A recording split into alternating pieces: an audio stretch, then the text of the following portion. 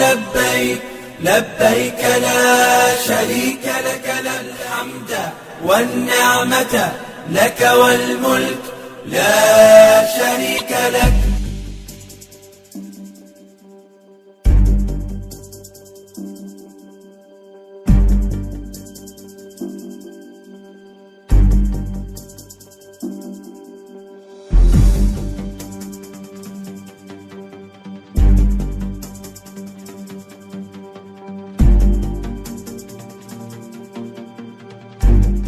Ketua Komisi 8 DPR RI Yandri Susanto mengapresiasi Menteri Kesehatan Budi Gunadi Sadikin yang telah menuntaskan sinkronisasi aplikasi Peduli Lindungi dan Tawakkalna. Dengan demikian, Yandri menilai dengan memperhatikan protokol kesehatan, maka jamaah bisa berangkat umroh di Januari 2022. Kalau saya melihat animo masyarakat yang tertunda umroh sangat tinggi untuk ke Tanah Suci. Jadi kalaupun masih ada karantina, terus ada hal-hal yang mungkin prokes diperketat, saya meyakini jamaah kita akan taat kok. Nah, karena itu kalau bisa di Januari ini mulai kirim jamaah umroh itu lebih baik, kata Yandri Susanto saat dihubungi pada Kamis 30 Desember 2021. Yandri menilai keberangkatan umroh tidak perlu menunggu virus Omikron hilang. Menurutnya, selama jamaah mematuhi protokol kesehatan dan karantina setelah umroh, maka dia meyakini tidak akan ada masalah. Karena kalau menunggu virus hilang, nggak akan hilang virus itu. Tapi gimana kita patuh dan taat dan punya komitmen yang sama untuk mentaati protokol kesehatan, baik di dalam negeri maupun sampai ke Tanah Suci. Kalau itu dilakukan insya Allah nggak ada masalah, ujar Yandri Susanto. Lebih lanjut, Yandri menyebut rencana keberangkatan umroh di Januari 2022 juga sudah disampaikan oleh Kementerian Agama. Dia menyebut Kementerian Agama hanya menunggu sinkronisasi Peduli Lindungi dan Tawakkalna terlaksana. Saya sempat berdiskusi dengan Pak Menteri dan Pak Dirjen Haji termasuk Pak Sekjen.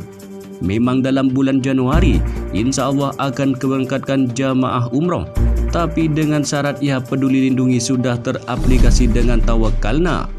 Termasuk manasiknya sudah disesuaikan dengan manasik di zaman pandemi dan lain sebagainya, ujar Yandri. Lebih lanjut, Wakil Ketua Umum Partai Amanat Nasional ini sempat bercerita pentingnya sinkronisasi Peduli Lindungi dengan Tawakkalna ketika berkunjung ke Arab Saudi sebulan yang lalu. Dia menyebut semua orang wajib menggunakan aplikasi Tawakkalna dimanapun ketika berada di Arab Saudi. Waktu saya ke Saudi bersama Menteri Agama sebulan lalu, memang di sana memakai aplikasi.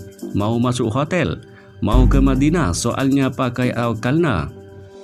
Karena itu, kita minta Kementerian Kesehatan memang kalau benar-benar tuntas, ya perlu di launching, perlu dipublikasikan, dan perlu disampaikan ke jamaah umroh maupun ke masyarakat secara umum.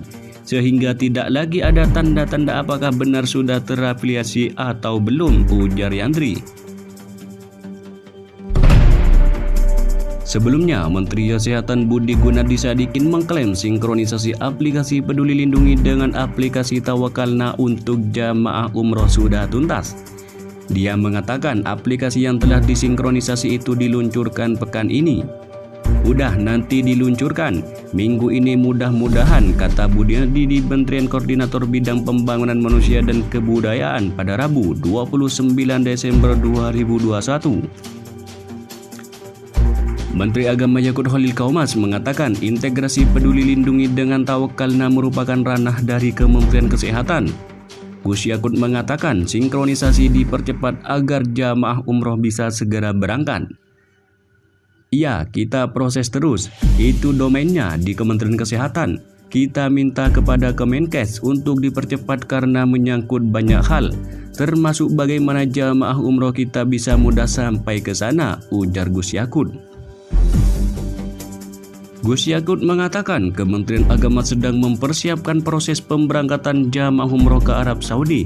Lalu kapan jamaah umroh dari RI berangkat ke Saudi? Ini dipersiapkan setelah ada pelonggaran. Setelah ada pelonggaran insya Allah berangkat, ujar Gus Yakut. Tawakalna merupakan aplikasi milik pemerintah Arab Saudi. Sinkronisasi Peduli Lindungi dengan Tawakalna ditujukan untuk mempermudah pengecekan status kesehatan, vaksinasi, dan keperluan lain bagi jamaah umroh. Selain itu, pemerintah juga mengingatkan calon jamaah umroh untuk segera mengikuti vaksinasi COVID. Ada 4 jenis vaksin COVID yang dipakai di Arab Saudi, yakni Pfizer, Moderna, AstraZeneca, dan juga J&J.